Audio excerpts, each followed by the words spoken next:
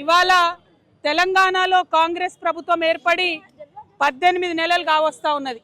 ఈ 18 నెలల్లో ఏదైతే మీరు వాగ్దానాలు చేశారో, ముఖ్యంగా వృద్ధులకు 2000 ఉన్న పెన్షన్ 4000 చేస్తామన్నారు, వికలాంగులకు 4000 ఉన్న పెన్షన్ 6000 చేస్తామని చెప్పిండ్రు, మహిళలందరికీ కూడా నెలకు 2500 రూపాయలు ఇస్తామని చెప్పిండ్రు. ఇట్లా మీరు అనేకమైనటువంటి వాగ్దానాలు చేసిండ్రు. కానీ 18 నెలలు అవుతున్నా కూడా ఆ వాగ్దానాలు పూర్తి చేసే దిశగా మీరు ఆలోచన చేస్తలేరు.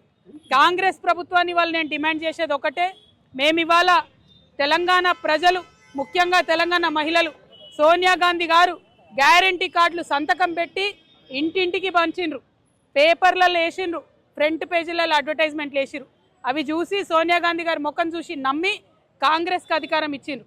ఇస్తే మరి మీ కోటేసినటువంటి మహిళలు మీరు మోసం చేసిరు, మీ కోటేసినటువంటి వృద్ధులను మీరు మోసం చేసిరు, మీకు ఓటు వేసినటువంటి వికలాంగులను మీరు మోసం చేసిరు. అందుకే ఇవాళ మేము వేల సంఖ్యలో పోస్ట్ కార్డులు తీసుకొని సోనియా గాంధీ గారికి మరి మేము పంపించడం జరుగుతూ ఉన్నది.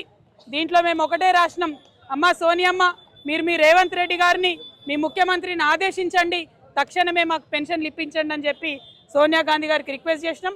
ఇంకా కూడా ప్రతి జిల్లా నుంచి, ప్రతి చోటి నుంచి కూడా పెద్ద ఎత్తున ఈ పోస్ట్ కార్డులు పంపుతామని కూడా మేము ఈ సందర్భంగా తెలియజేస్తున్నాం.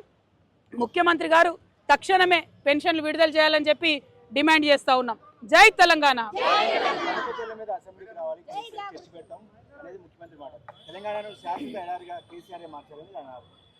కేసీఆర్ గారి దమ్మెంత అన్నది ఒరిజినల్ కాంగ్రెస్ పార్టీకి తెలుసు కాబట్టే తెలంగాణ రాష్ట్రం వచ్చింది.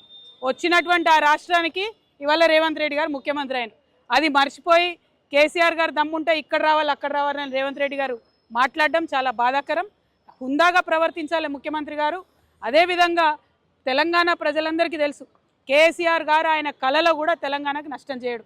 ఆ నీళ్లు కావచ్చు, నిధులు కావచ్చు, ఇంకోటి కావచ్చు, ఏదైనా కావచ్చు, ఏ విషయంలో అయినా కేసీఆర్ గారు కళలో కూడా తెలంగాణకు నష్టం చేయరు. ఆ విషయం తెలంగాణ ప్రజలకు తెలుసు. ఈ ముఖ్యమంత్రి గారు రేవంత్ రెడ్డి గారు వచ్చినాకనే చంద్రబాబు నాయుడు గారిని పిలిచి ప్రజాభవన్లో హైదరాబాద్ బిర్యానీ పెట్టి గోదావరి నీళ్లు గిఫ్ట్ ప్యాకెట్ కట్టి చంద్రబాబు నాయుడు గారికి ఇచ్చి పంపించింది రేవంత్ రెడ్డి గారే, కేసీఆర్ గారు కాదు. 2016లో ముఖ్యమంత్రి గారు చెప్పినట్టుగా ఆనాడు పోలవరం బనకచెర్ల ప్రాజెక్టు విషయమే లేదు, రాలేదు, కేసీఆర్ గారు ఎక్కడా సంతకాలు పెట్టలేదు. ఆ విషయం తెలిసి కూడా అబద్ధాలు ఆడడం ముఖ్యమంత్రి గారికి అలవాటైంది. అబద్ధాలు ఆడడం మానుకోండి, చెప్పిన పెన్షన్లు ఇవ్వండి, చెప్పింది చెప్పినట్టుగా స్కూటీలు ఇవ్వండి, చెప్పినటువంటి 6 గ్యారెంటీలు అమలు చేయండి. ఎస్, పెడదాం అసెంబ్లీ, ఖచ్చితంగా పెడదాం. మీ ఫెయిల్యూర్స్ మీద పెడదాం, 6 గ్యారెంటీలు ఇవ్వని దాని మీద పెడదాం, మహిళలను మోసం చేసిన దాని మీద పెడదాం. అప్పుడేం జవాబు చెప్తారో రేవంత్ రెడ్డి గారు దాన్ని కూడా చూద్దాం. సెప్టెంబర్ 30 వరకు స్థానిక సంస్థల ఎన్నికలు కూడా నిర్వహించాలని హైకోర్టు తీర్పు కూడా ఇచ్చింది. దీనిపైన ఏమంటారు? చిత్తశుద్ధిని చూపించి ప్రభుత్వం ఏదైతే 42% బీసీల కోసం బిల్లు పాస్ చేసినామో ఆ బిల్లుని గవర్నమెంట్ ఆర్డర్ ఇచ్చి వీళ్ళు ఎన్నికలకు పోవాలి. ఒకవేళ కోర్టు డేట్ పెట్టినా ఆ డేట్ లోపల జీవో ఇచ్చి వీళ్ళు వెళ్ళొచ్చు. అది ఇవ్వకుండా మభ్యపెడితే మాత్రం తెలంగాణ సమాజం ముఖ్యమంత్రి గారిని, కాంగ్రెస్ పార్టీని క్షమించదని కూడా ఈ సందర్భంగా తెలియజేస్తున్నాం. Thank you. జై తెలంగాణ.